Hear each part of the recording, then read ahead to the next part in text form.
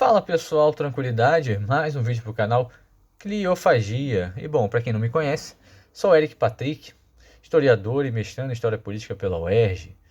Bom, no vídeo de hoje vamos voltar um pouco ao meu tema de dissertação de mestrado, que é sobre a Folha de São Paulo e o jornal o Globo, representando os partidos principais da época presidencial do governo João Goulart, ou seja, PSD, né, o Partido Social Democrático, a União Democrática Nacional, a UDN, e o Partido Trabalhista Brasileiro, o PTB. E bom, a apresentação aqui sobre o jornal Folha de São Paulo e as representações sobre o UDN, portanto, é uma parte dessa dissertação, onde eu estarei falando sobre as representações que a Folha de São Paulo fez sobre o partido udenista naquela época, naquele regime presidencial do governo João Goulart. Bom,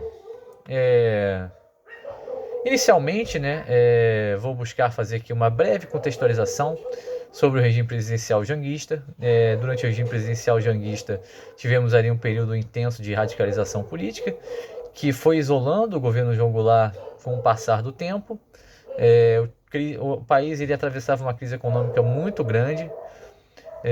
Ao longo do ano, debates se acaloraram, tais como os debates da reforma constitucional e a reforma agrária, né? A reforma constitucional que estava atrelada à reforma agrária, inclusive, pois queria alterar ali os termos da distribuição de terras no Brasil, né? Da redistribuição das propriedades agrárias no Brasil. E bom, ao longo do ano, esse debate foi se polarizando cada vez mais. Alguns acontecimentos ocorreram de forma a isolar cada vez mais o governo João Goulart. Houve ali a revolta dos sargentos, houve também o pedido de estado de sítio por parte do governo, que foi um erro de cálculo político. Além disso, no ano de 64 já tivemos a Convenção Estatal do Brasil, onde o João Goulart também, ele já por estar isolado politicamente, ele busca apoio nas esquerdas com aquele discurso. Depois do Convenção Estatal do Brasil, temos ali a movimentação da linha conservadora e da linha direitista para poder demover o governo, o João Goulart, do posto de presidente do Brasil. E em 31 de março, finalmente, temos a execução do golpe militar, com a instalação da ditadura também. Bom, em relação à Folha de São Paulo na época, a Folha de São Paulo ela estava recém-unificada.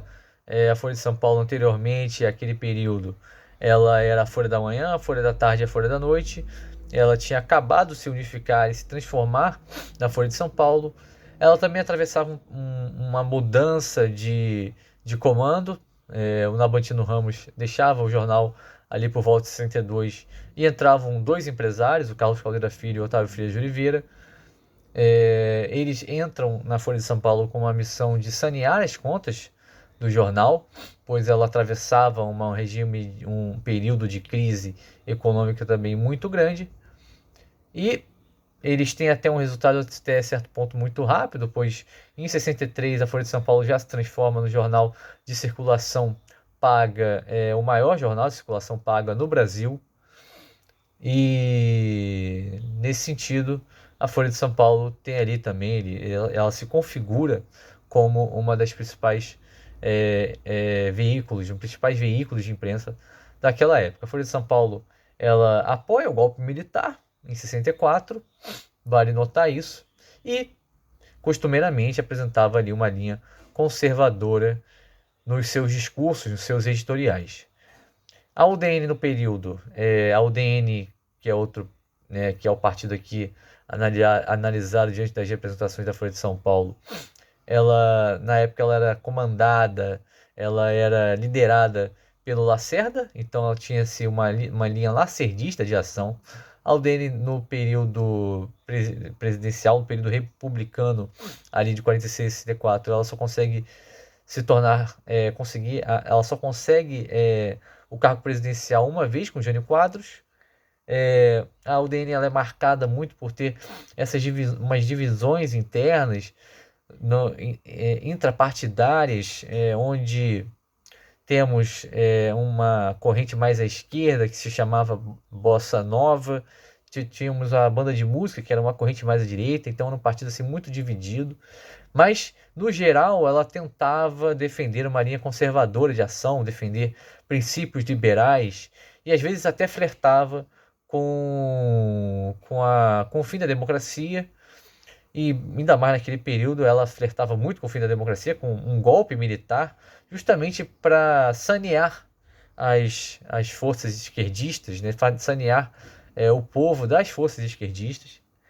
E, portanto, a UDN sempre ali dialogou muito com essa verve democrática que, ao mesmo tempo, não tolerava muito as classes populares, né? Ela achava que as elites que tinham a capacidade de governar o país. Bom, para prosseguir, né, eu trago aqui alguns editoriais que eu utilizo na pesquisa, que são relativos à Folha de São Paulo, sobre o partido udenista.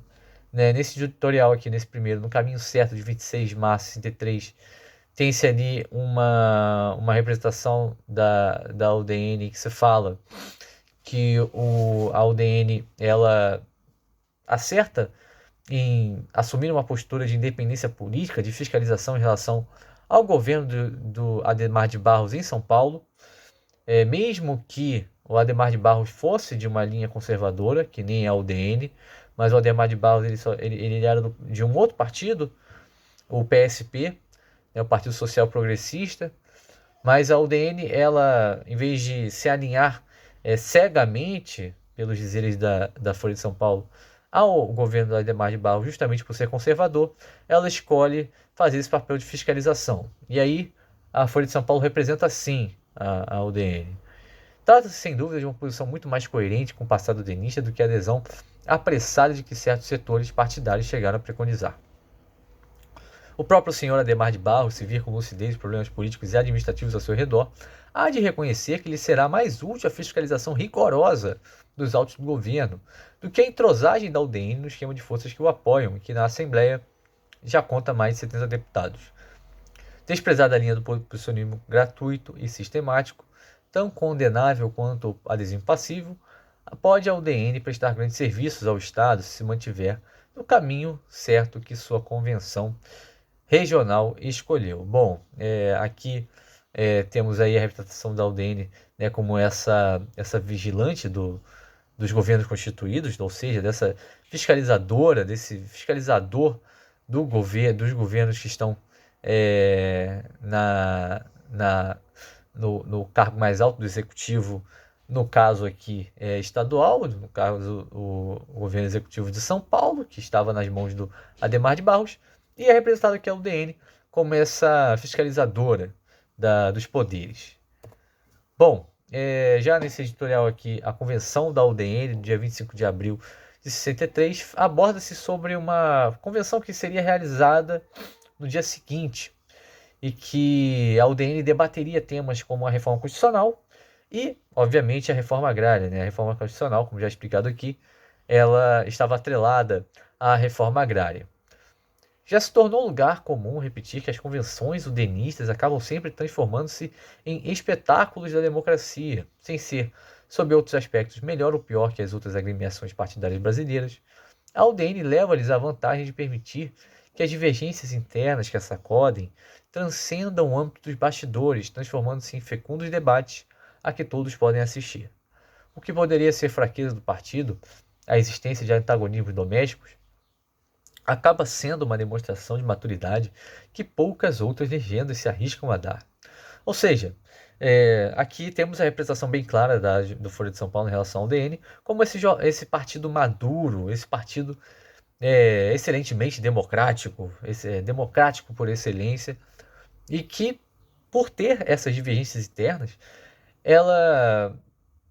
por ter isso, justamente é que ela se torna uma instituição partidária madura, uma instituição partidária preparada para a vida democrática. Então, tem-se aí essa representação da Folha de São Paulo sobre o Partido Udenista. Já nesse editorial aqui, Confusionismo, do dia 30 de abril de 63, ali já se tem, né, uma abordagem mais diferente, né, em relação a UDN e um questionamento da Folha de São Paulo em relação à postura do UDNista perante os temas da reforma constitucional e da reforma agrária, por tabela. A posição oficial da UDN contra a reforma constitucional na atual conjuntura não foi a mais feliz que o partido poderia ter adotado. É verdade que no documento que a exprime se reconhece a necessidade de ressalvar a liberdade do voto dos que já têm manifestado ponto de vista divergente. Tal exceção, porém, apenas vem confundir mais as coisas, como se haverá, por exemplo, o novo presidente nacional do partido, Bilac Pinto, naturalmente obrigado a dar cumprimento à declaração da linha política aprovada em Curitiba, se já manifestou expressamente, em mais uma ocasião, ponto de vista divergente.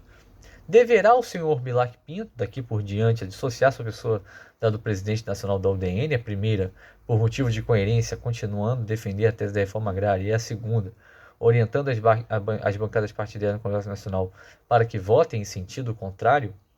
Então, temos aí essa representação da UDN, em que os indivíduos inseridos dentro do partido, eles acabam manifestando ali naquela época uma posição diferente, e o partido em si, a instituição partidária, acaba tendo outra postura em relação à reforma agrária. A instituição partidária, ela vota contra a reforma agrária, a reforma constitucional por tabela, e alguns indivíduos acabam dando entrevistas, como o Bilac Pinto, dizendo ser a favor da reforma agrária. Então, temos essa representação da UDN como um partido dividido, um partido confuso até.